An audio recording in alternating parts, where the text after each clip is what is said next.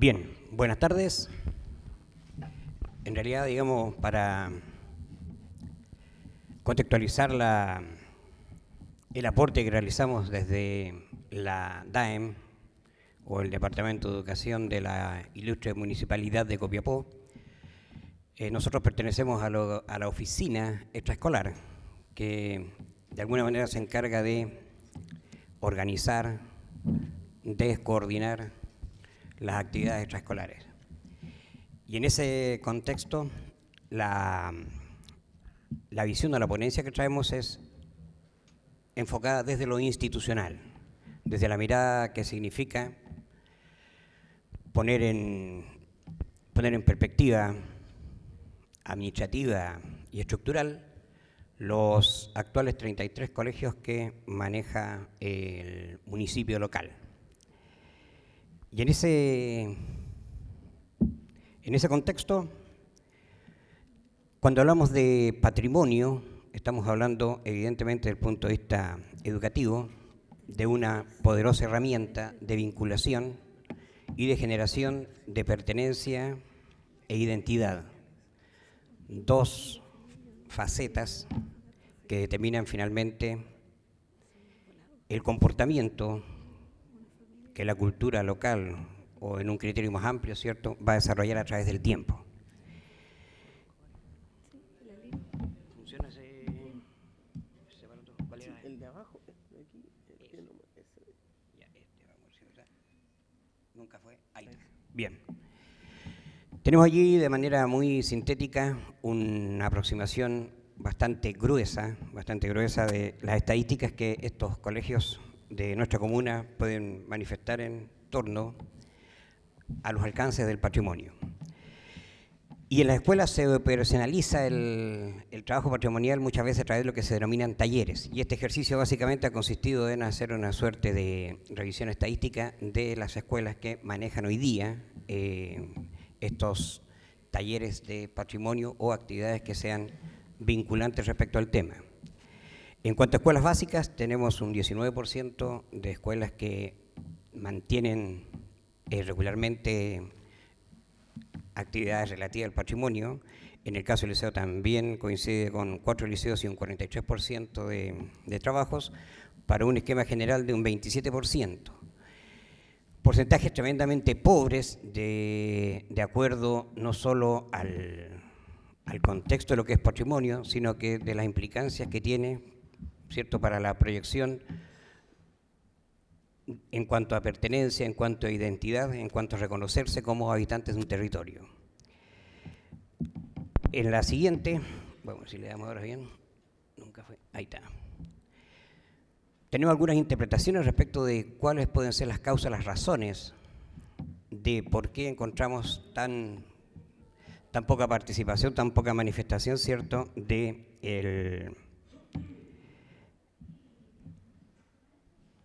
del patrimonio dentro de los establecimientos. Y aquí el análisis nos lleva un poco a recorrer lo que significa el contexto de la jornada escolar completa, en donde la optimización de los tiempos docentes lleva a que se vayan dedicando cada vez menos horas de la carga del docente, ¿cierto?, para la realización de este tipo de actividades.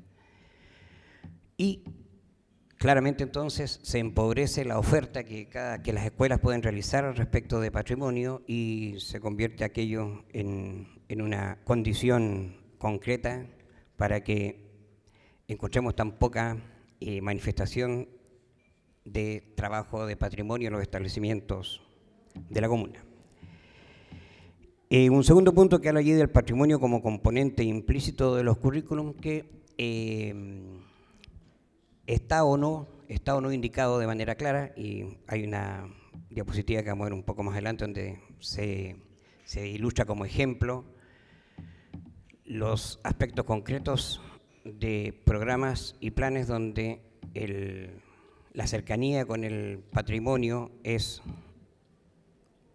gráficamente, digamos, apreciable. Y finalmente, por otro lado, tenemos lo que implica la distancia, que no se refiere a la distancia física, entre el patrimonio, ¿cierto?, y las escuelas, es decir, cómo se genera vía los contextos en los cuales los establecimientos públicos se manejan en estos tiempos, en donde las prioridades no están precisamente por el desarrollo y el cultivo de lo identitario o del sentido de pertenencia, sino que se enfoca fríamente a cumplir estándares de rendimiento y específicamente en lo que se refiere al lenguaje y matemáticas, ¿cierto? Y en la enseñanza media al cumplimiento de la prueba de selección universitaria. Las escuelas, en concreto, concentran su esfuerzo en esta dirección, ¿cierto? Y van sacrificando la posibilidad de desarrollar la actividad ligada a lo patrimonial. Esa lectura queda mucho más explícita en la siguiente, ahí tenemos, donde como un ejercicio muy simple buscamos en los planes y programas donde específicamente se nombra lo relativo a patrimonio, lo relativo a estos temas que tienen que ver con la identidad, ¿cierto? Y allí, en el desglose que aparece más abajo, es lo que, de cierta manera, planes y programas, en una mirada muy amplia, hace explícito respecto a este tema.